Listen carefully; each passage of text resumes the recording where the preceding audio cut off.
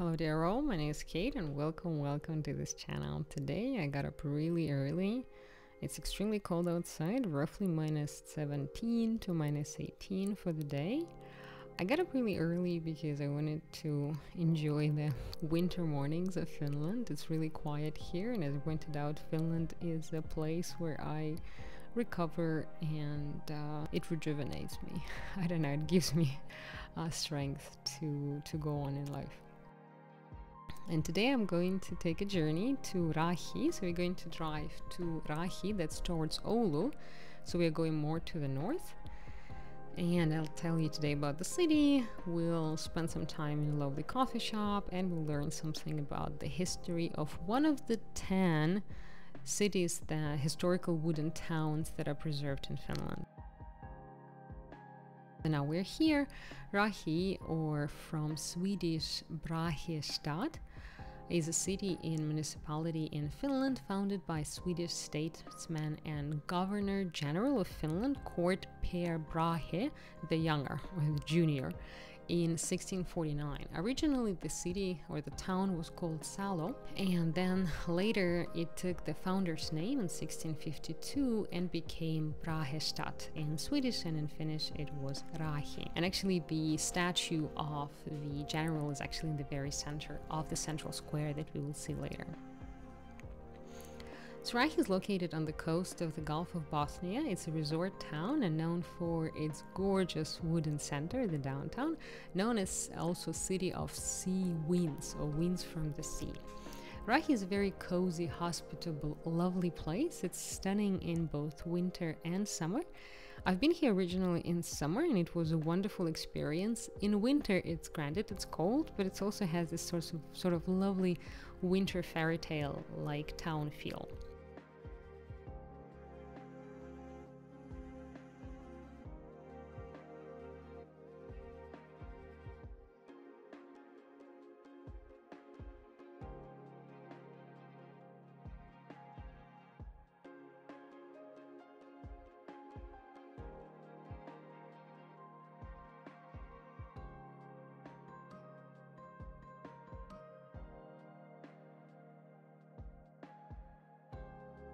There are 5 very interesting museums here.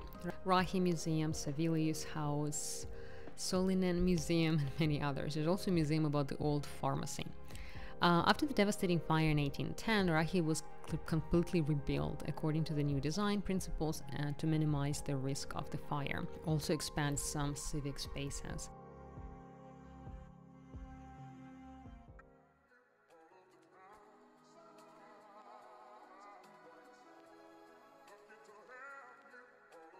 Raahe has a very beautiful coastal line, so there are a lot of coffee shops here. It's usually a very busy area. There are parks here where I actually had picnic in the summer. During the winter, as you can see, it was a bit too cold for eating outside, so I grabbed some coffee and cakes in the coffee shop. We'll see it later. There are a lot of birds in Finland, and it's lovely that people feed them, and you can see this kind of a feeding stations in near the houses and also in forests and in parks. The square is stunning and it actually reminds me of classics. If you into classics, like any classical literature, British or Russian, you could actually notice the similarities in terms of like the older towns from 19th century. To me, that's how they looked, and it has a very nice feel of returning in the past to experiencing yourself a little bit like the part of the novel, like a character from the novel. The central square actually shows the traces of influence of neoclassicism in its houses. There are many old buildings, well, reasonably old. We're talking end of 19th century. As you pointed out, a lot of the city was destroyed in the fire in 1810. The oldest house was built in 1870 that was preserved to this day. That's Savilius House. There's also a museum. The lower floor is an Art Nouveau style, but the second floor is actually restored to its original state, and it used to be an apartment that housed a very wealthy merchant and ship owner in 1890s. So if you want to see how ship owners and merchants used to live in the end of 19th century, that would be a place for you. If you're not big on museums, there's also a coffee shop that, to my taste, also quite a bit reminds a living room of a wealthy merchant. with really good cakes, by the way, and those wonderful teacups that look like they belong very much to a wealthy merchant's kitchen.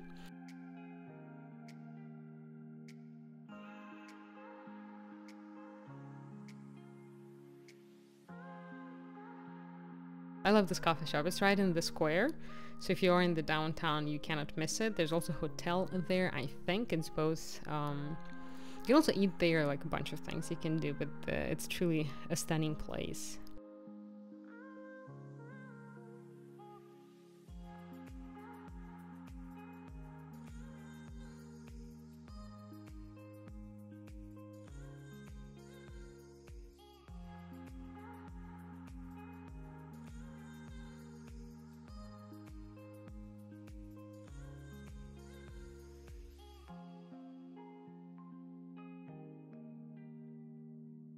Old Raahe, or wooden Raahe as we know it, is actually famous for its special style, and the design of the city followed Renaissance style, and it has very beautiful unusual central square called Pekkatori, and it's unusual in its design. It has closed corners.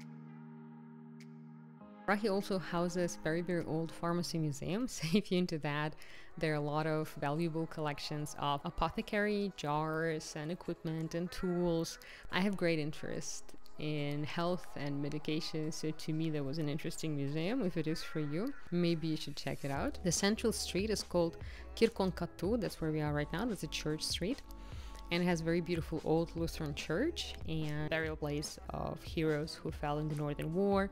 There is a monument and flowers that are always there.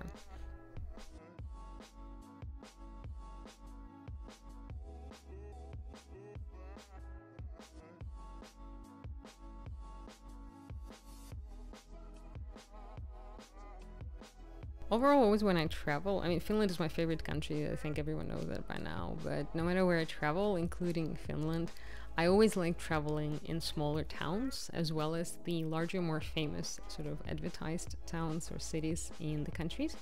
But I think there's a separate charm to the smaller towns in every country, because oftentimes they're more conservative and they preserve more of the culture, and you can feel the country much more in the smaller towns sometimes than in the bigger ones. So I would highly recommend not overlooking those as well. So thank you so much for joining. Don't forget to subscribe, and see you soon.